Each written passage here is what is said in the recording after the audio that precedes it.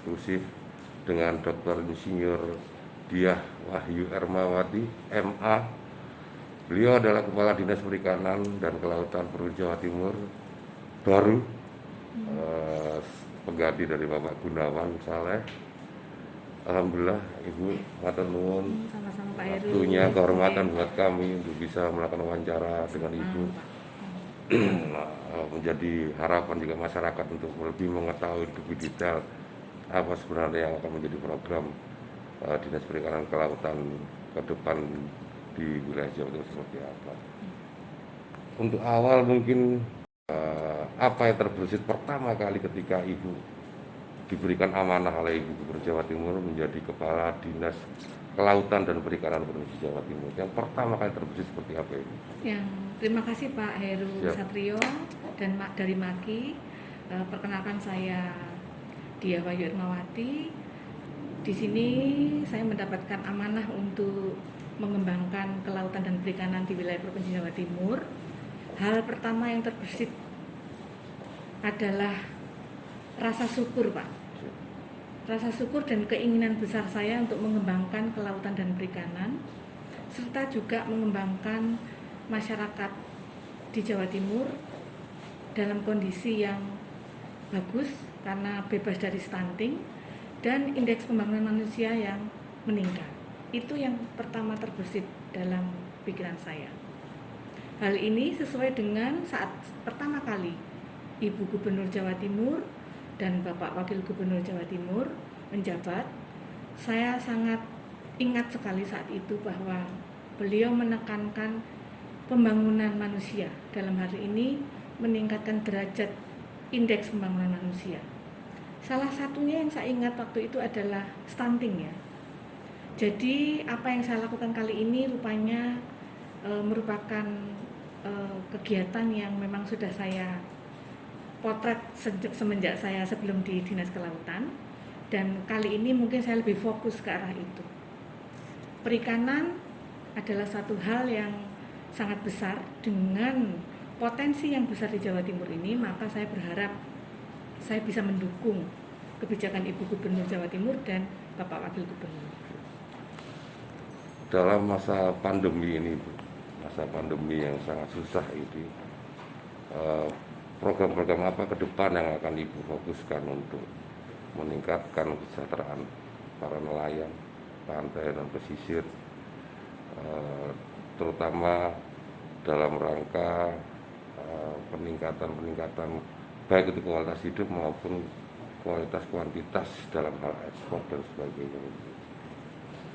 Iya Pak Heru, tentu saja apa yang saya sampaikan tadi tentang indeks pembangunan manusia adalah judul besar akhir dari suatu kegiatan. Namun demikian, apa yang urgent adalah juga kesejahteraan petani ikan dan nelayan. Tentu saja ini juga akan mendukung pertumbuhan ekonomi di Jawa Timur. Apa yang tadi disampaikan bahwa kegiatan pas pandemi ini Pak ya, ini sangat mengganggu Pak. Mengganggu dari semua arah ya Pak. Bahkan kami di Dinas Kelautan dan Perikanan ini juga sedikit agak merubah mindset cara kerja kita karena pola kerja kita harus agak sedikit dirubah. Tapi tujuan akhirnya untuk dekat kepada masyarakat itu adalah hal yang paling utama. Oleh karena itu, apa yang akan kita lakukan adalah menyesuaikan dengan kondisi ekonomi, terutama pemulihan ekonomi Pak. Dan tentunya hal ini juga kami orientasi langsung yang dirasakan oleh petani ikan dan nelayan itu menjadi suatu indeks ataupun tolak ukur bagi keberhasilan dari kami di Dinas Kelautan dan Perikanan. Nilai tukar nelayan merupakan hal yang juga perlu diperhatikan, sehingga pemulihan ekonomi pada era pandemi ini adalah merupakan hal yang harus kita pecahkan bersama. Saya kira itu Pak. Ya, Ibu, pada saat kita launch wawancara kemarin, banyak teman-teman nelayan baik di beberapa pantai di Buger, Jember, di Malang, ingin menyampaikan beberapa pesan kepada kami untuk disampaikan. Artinya dalam dunia nelayan itu identik dengan identik dengan mafia, bukan mafia, maksud saya identik dengan bandar-bandar uang yang bermain di situ. Iya, iya, Pak. Jadi itu yang ketika kami launch di prolog dulu di dalam Maki News TV YouTube, itu banyak mereka menyampaikan mohon ada perhatian khusus untuk para bandar-bandar ini. Mohon tanggapannya Ibu terkait. Baik, terkait dengan bandar-bandar ini mungkin adalah dampak dari suatu kondisi yang tidak dapat dipecahkan dalam satu titik waktu ya Pak. Ini memang harus berkesinambungan. Jadi kelihatannya hal seperti itu mungkin akan kita carikan jalan pemecahannya Pak. Karena sebenarnya bargaining position petani ikan dan nelayan juga merupakan hal yang harus dipikirkan. Adanya bandar ini sebenarnya membantu mereka untuk menjual hasil perikanan. Kami akan muncul dengan beberapa ide ya terkait dengan bagaimana akses produksi dan akses pasar ini bisa disampaikan kepada masyarakat. Nah mungkin nanti karena ini masih konsep Pak, kami sudah beberapa kali bertemu dengan Bapak Ibu dari Kepala Bidang dan Sekretaris ini, kita muncul dengan beberapa ide-ide yang akan nanti kita sampaikan kepada masyarakat. Tentu saja harapannya ini akan membantu petani ikan, nelayan maupun masyarakat dapat mengakses produk-produk fresh maupun produk-produk olahan dengan baik, dan juga terjalin suatu informasi yang simultan dan sinergis antara pemerintah selaku pemangku kebijakan dan masyarakat. Pak Heru, saya kira itu Pak Heru. Siap Ibu. Depan Ibu, bicara konsep wajah pembangunan Dinas Kelautan dan Perikanan Jawa Timur ke depan. Apa arti sebuah hasil controlling pengawasan dari lembaga-lembaga resmi pemerintah seperti BPK? Apakah telah BPK itu merupakan sebuah kitab suci yang harus menjadi perhatian utama atau bagaimana? Menurut Ibu bagaimana? Oke Bapak, Pak Heru terima kasih. Suatu lembaga memang harus ada fungsi controlling dan evaluasi Pak. Jadi kami menganggap BPK dan lembaga-lembaga pengawas itu adalah lembaga kontrol. Tentu saja itu akan menjadi introspeksi buat kelembagaan ini, apakah itu memang wajar ataupun memang kita harus segera berbenah diri ya. Dan tentunya dimanapun tentu ada fungsi kontrol ini. Mungkin yang perlu kita sadari adalah mulai melakukan hal-hal detail secara lebih terencana Pak, dan tentunya feedback dari masyarakat juga penting selama feedback itu adalah feedback yang solutif, bukan memberikan masalah kepada kita bersama. Karena solusi yang terbaik adalah solusi yang memberikan arah pergerakan progres yang bagus, Pak. Saya kira itu Pak. Siap Ibu, luar biasa. Pak. Untuk menuju satu daerah, satu integritas Dinas Kelautan Perikanan Jawa Timur menuju zona wilayah bebas korupsi, mungkin ada kiat-kiat khusus ke depan yang Ibu mau terapkan? Karena di tempat kita ini harus banyak memberikan pelayanan kepada publik Pak, tentu saja kami juga akan menerapkan kepada seluruh karyawan maupun staf yang ada di wilayah lingkup kerja DKP Dinas Kelautan Perikanan Jawa Timur untuk bekerja lebih terintegrasi, kemudian efektif dan efisien. Harapannya bisa memenuhi apa yang diinginkan. Tentu saja ini tidak terlepas dari kinerja dan produktivitas kinerja kita, Pak. Saya kira itu, Pak. Siap. Pesan khusus dari Ibu Gubernur Jawa Timur ketika Ibu dilantik? Sangat inspiratif dan sangat penting untuk saya catat, karena beliau ingin agar saya mencatat area-area yang memiliki tingkat kemiskinan yang cukup tinggi, terutama di wilayah pesisir utara. Dan saya sudah sampaikan kepada Bu Sesdin maupun para kabid di DKP ini bahwa itu adalah pesan pertama yang harus saya selesaikan. Kali ini kami sudah mendata beberapa hal, tapi tentu saja ini lagi-lagi Pak, pandemi yang disalahkan. Betul. Kami mungkin melangkah dari data dulu. Beliau, Ibu Gubernur menyampaikan bahwa tingkat derajat kemiskinan di wilayah pesisir itu, utara ini, sebenarnya kalau diangkat dengan stimulan yang sedikit saja, itu akan terbantu dan ekonominya menjadi pulih. Jadi saya tertantang mengeluarkan beberapa usulan kepada rekan-rekan kemarin waktu bahas rapat, dan kami mungkin akan muncul dengan beberapa ide ataupun yang sesuai dengan kondisi dan lokasi Pak, karena tiap daerah memiliki kekhususan dan kearifan lokal. Khusus di perhatian beliau, Ibu Gubernur lebih ke arah pesisir pantai utara, Ibu, betul ya? Iya, betul. Pada saat pelantikan, saat itu Kepala Dinas Pertanian dan Kepala Dinas Kelautan dan Perikanan yang diberi pesan. Memang Dinas Kelautan Perikanan diminta untuk tetap menjaga produktivitas dan kinerjanya di bidang penanganan ekonomi, pemulihan ekonomi. Namun demikian Ibu ingin menelisik kepada kemiskinan di wilayah pesisir utara, karena stimulan-stimulan sebenarnya kalau saya melihat Pak, setelah saya di sini, saya membaca stimulan sebenarnya sudah banyak diberikan. Tinggal mungkin keefektifan terhadap lokasi masing-masing ya.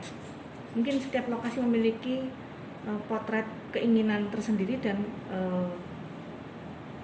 bentuk stimulus yang sesuai dengan yang dibutuhkan. Itu mungkin yang harus dipotret Pak Heru. Dinas Kelautan dan Perikanan Jawa Timur merupakan salah satu SKPD yang mengelola anggarannya agak luar biasa. Mungkin begitu ya Pak. hampir seperti Dinas Bina Marga Jawa Timur itu. Artinya konsep dasar untuk pengelolaan anggaran, penyerapan anggaran di sini menjadi satu perhatian masyarakat, terutama masyarakat nelayan yang juga mengikuti bagaimana perkembangan kebijakan ke depan untuk berbicara konsep memanfaatkan anggaran yang sangat luar biasa di Dinas Kelautan Perikanan Jawa Timur itu. Baik Pak, terima kasih Pak Heru. Ini wilayah sangat luas Pak. Ada wilayah perikanan budidaya payau, budidaya laut, kemudian budidaya air tawar ya. Saya melihat bahwa posisi-posisi itu belum sepenuhnya dilengkapi dengan sarana prasarana. Tentu saja pemulihan ekonomi itu didukung oleh sarana prasarana yang cukup bagus Pak. Saya sangat ingat sekali bahwa Bapak Kepala Dinas Perikanan terdahulu juga sangat concern, Bapak Heru Cahyono, juga Pak Gunawan Saleh itu sangat concern dengan infrastruktur dan yang kaitannya membantu nelayan tersebut atau petani ikan tersebut. Contohnya Pak, pelabuhan, tangkap ikan. Saat kemudian pelabuhan itu dilengkapi dengan sarana prasarana yang lengkap, maka nelayan tersebut juga akan terkendala. Akibatnya dia tidak bisa memasarkan produknya dengan baik dan mungkin juga tidak mendapatkan nilai ekonomi yang baik pula untuk mereka. Akhirnya mereka tidak bisa bekerja lagi dengan baik. Itu yang saya pikirkan. Lalu kemudian bantuan dari pemerintah kepada masyarakat itu juga sangat penting Pak. Misalnya benih ini sebenarnya saya kalau melihat dari laporan teman-teman dan kelihatannya dari kabupaten kota juga sudah banyak dikucurkan. Mungkin nanti lebih diarahkan kepada integrasi penanganan Pak, dari hulu sampai hilir ya. Masyarakat mungkin hanya membutuhkan alur itu yang dibutuhkan. Nah, pemerintah berkewajiban untuk membangun alur itu. Begitu Pak. Siap. Dalam program hilirisasi, bicara hilir, Dinas Kelautan Perikanan Jawa Timur juga sangat intensif berbicara program Gemar Ikan itu. Iya, tanggapannya itu. Oke. Terima kasih Pak Heru. Baru saja kami selesai rapat dengan Ketua Forikan Jawa Timur Ibu Arumi dan menggambarkan beberapa kegiatan yang harus dilakukan dalam program Gemar Ikan di era pandemi Pak.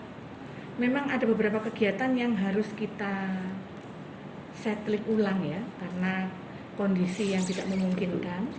Tapi kita menemukan beberapa hal yang memang perlu kita lakukan di era pandemi, sehingga pada saat kita melakukan kegiatan tersebut tidak akan terkendala, begitu. Jadi Gemarikan tetap dilanjutkan, dan saya pikir kedepannya akan semakin meningkat peran itu untuk masyarakat supaya dia tidak mengalami gizi buruk dan stunting.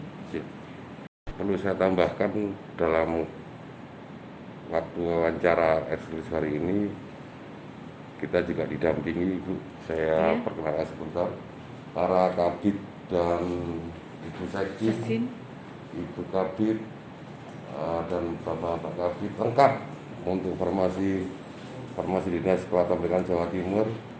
Artinya bahwa Ibu Ermawati berbicara mengusung sebuah konsep kebersamaan dalam melakukan kompilasi isu dan sebagainya, sehingga apa yang menjadi tugas dan kewajiban, bukan hanya tugas kewajiban sebagai kepala dinas, tapi juga merupakan tanggung jawab semuanya.